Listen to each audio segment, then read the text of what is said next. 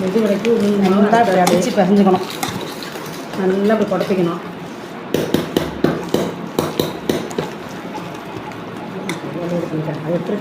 நல்லா அப்படி பிசைஞ்சு கொடுத்து வடை சுட உளுந்து காய்ச்சல ஊற எண்ணெய் பிடிக்காது. நம்ம நல்லா அரைச்சிட்டு கொண்டு வந்துட்டேன்.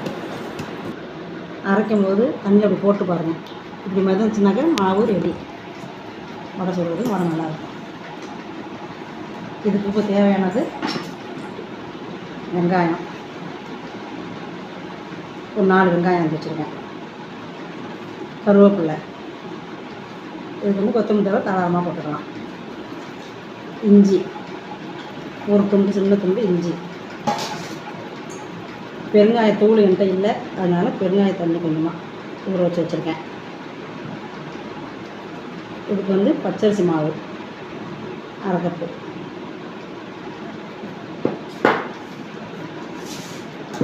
இது வந்து ஒரு 5 பச்சை மிளகாய்,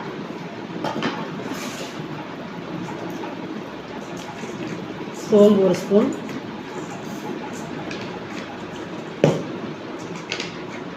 மிளகு,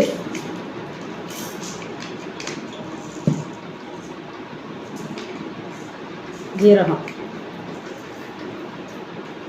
எல்லாத்தையும் ஒரு குறப்பாக ஒரு அடித்து கொண்டு வந்துடுறேன். உளுந்த மாவை இப்படி உருட்டி எடுத்து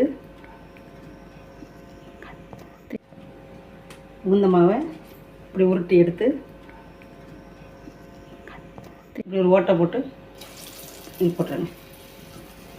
எண்ணெய் காய்ச்சிருச்சு. தண்ணியில் தொட்டுட்டு இப்படி உருட்டி ஓட்டை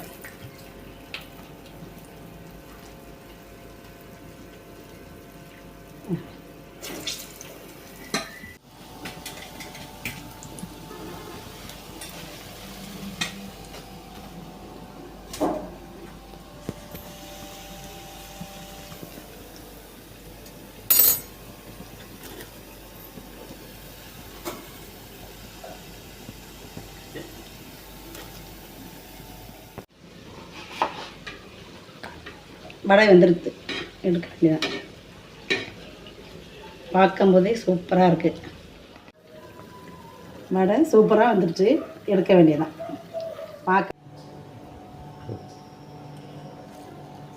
வடை ரெடி. பார்க்கும்போது சாப்பிட்டு போல இருக்கு பாருங்க.